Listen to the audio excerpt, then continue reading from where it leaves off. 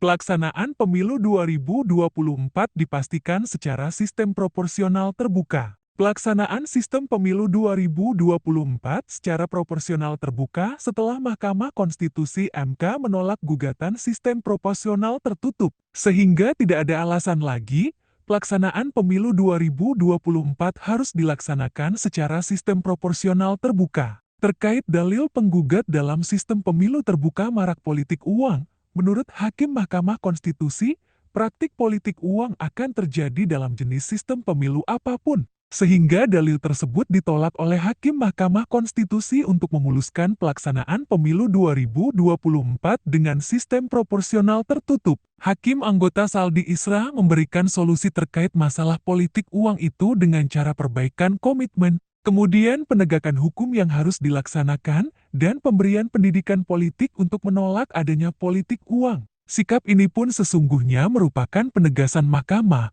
bahwa praktik politik uang tidak dapat dibenarkan sama sekali, tuturnya. Diketahui Mahkamah Konstitusi (MK) menolak gugatan sistem proporsional tertutup sehingga pemilu 2024 mendatang akan tetap digelar dengan sistem terbuka. Hal ini disampaikan dalam sidang pleno yang digelar di Gedung MK, Jakarta pada Kamis. Dalam pokok permohonan, menolak permohonan para pemohon untuk seluruhnya, kata Ketua MK, Anwar Usman dikutip dari YouTube Mahkamah Konstitusi RI. Dalam putusannya, ada beberapa alasan hakim menolak gugatan sistem proporsional tertutup. Pertama, dalil penggugat yang menyebut pemilu dengan sistem proporsional terbuka akan mengancam NKRI dianggap hakim tidak sesuai. Menurut hakim, hal tersebut tidak perlu dirisaukan lantaran adanya aturan yang melandasi penyelenggaraan pemilu dengan sistem terbuka. Seperti aktor politik yang dilarang untuk memiliki pandangan merusak ideologi negara hingga langkah-langkah teknis seperti aturan pencalonan legislator terpilih jika membahayakan ideologi dan NKRI.